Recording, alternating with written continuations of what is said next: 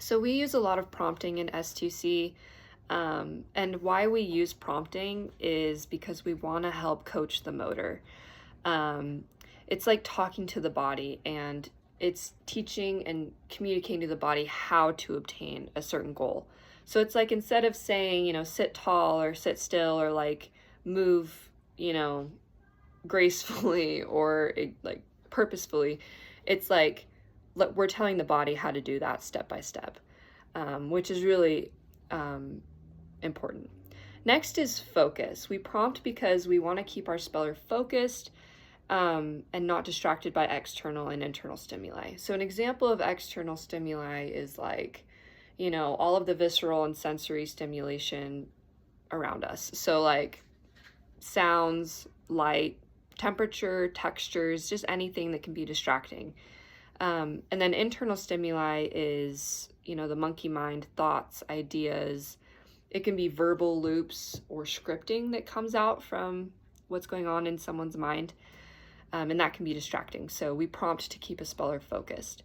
The next reason why we prompt is for monitoring and feedback.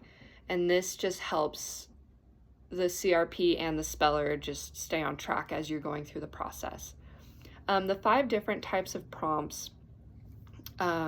First is the initiation, and that's like starting off strong. That's like using descriptive and encouraging words to really get the speller going. There's a saying called errors lead to errors and successes lead to more successes. So that's why we really want to like make sure that we have everything ready and we prompt correctly in the beginning to just get that momentum going. So like using words like go, like start, get it, now, ready, like right as we begin the spelling process. The second prompt is continuation. So this is like keeping momentum.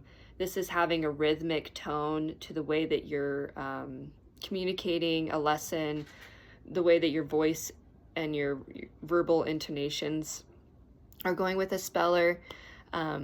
This is important because it just helps the speller like keep going, and it's important to like say the letter after the speller says or pokes it. So like, say if you had a password that you had to type and there were all these like little black dots, and you kind of like, it's so easy to lose track on like where you are and what you've typed. It's like that. It's like, it just helps both of the like you and the speller keep track of where you're at.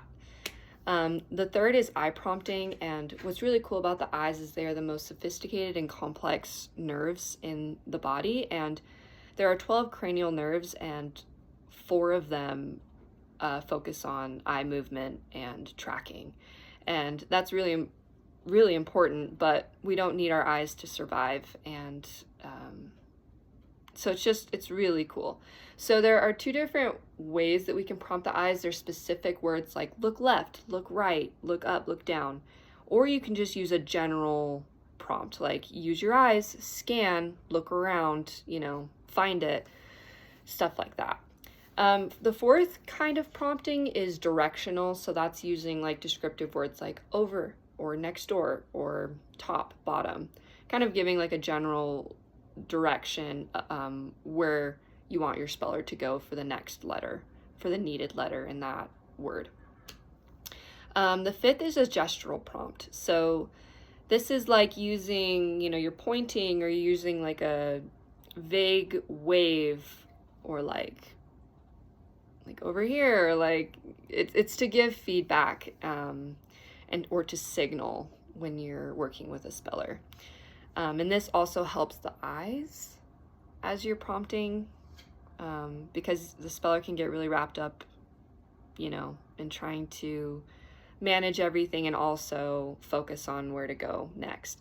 So that's like a general idea. We have the 3 reasons why we prompt, and then we have the 5 ways that we prompt. So yeah.